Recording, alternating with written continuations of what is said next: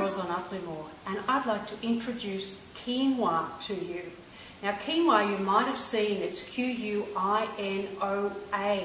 which is quinoa, but it's actually pronounced quinoa, and it's an ancient seed. Now you may be able, you can really use it as a grain, and you may see it used as a grain, but it's actually a seed similar to amaranth, and you can eat the leaves, but it's the seed that I want to be able to share with you today, how nutritious it is and how to prepare it.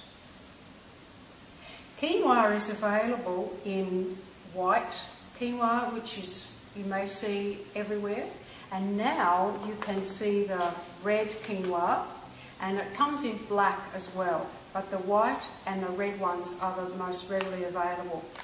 Now quinoa is just one of those wonderful little foods that is a complete protein, and for all of those vegans and vegetarians that are worried about where do I get my protein from, eat your quinoa because it is a complete protein.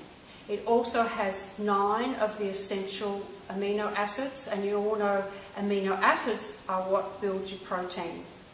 It has phosphorus, potassium, magnesium, it's rich in iron and calcium. So you're really getting a whole, complete little food in this simple little seed. I really love quinoa, and I love it because of its lightness. It's not heavy like rice. It takes a moment to cook, which I'm going to show you in a moment how to do it. But it's also gluten-free, so anybody who has a wheat intolerance or a gluten intolerance, quinoa is your little seed. It's just for you. For anyone that wants to have a raw diet, you will love quinoa as well because you can sprout it, and it only takes about 2 or 3 hours to sprout in a glass of water, and you can add that to your salads or add to your crackers or your stir raws or your raw soups. You can utilise it in so many different ways. It has 18% protein in it, and as I said, it is gluten-free.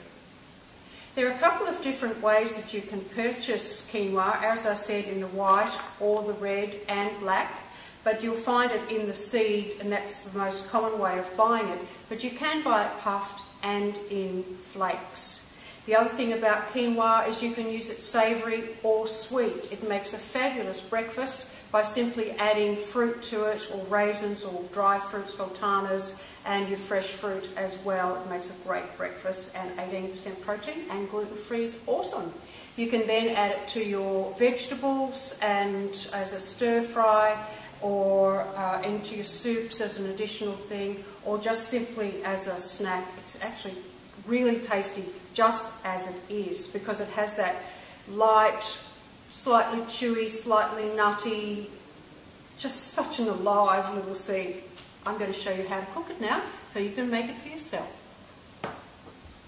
Quinoa is perfect for busy people because it takes no time to cook at all.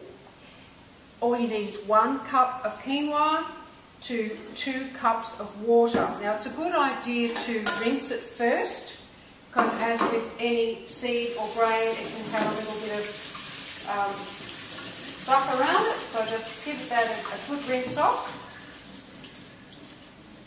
That's it. Add that to your pot. Add your 2 cups of water to that. Put it on your heat and bring it to the boil. Just give it a gentle stir. Now once that's boiling, you pretty much turn the heat off, put the lid on, 5-10 minutes it's done. Now you can see that's boiling away quite nicely. Just stay with it for a few minutes and just keep stirring it. The thing that I love about quinoa is that it has a germ in the centre of the seed, which starts to sprout when it's cooked. It's such an alive food, and that's what I really love about it. So just keep stirring that for just a few moments, and then simply turn the heat off completely, and the quinoa will absorb all the water out of the pot, put the lid on that, and I'll come back in a few moments and show you the finished product. Now that's been sitting there for about 10 minutes with the heat off and the lid on. So when I take that off, you can see this beautiful fluffy seed with no water. All the water's been absorbed, and it's just got the most beautiful nutty fragrance. And I don't know whether you can see it that well, but you can see that the little germ inside the seed has started to sprout.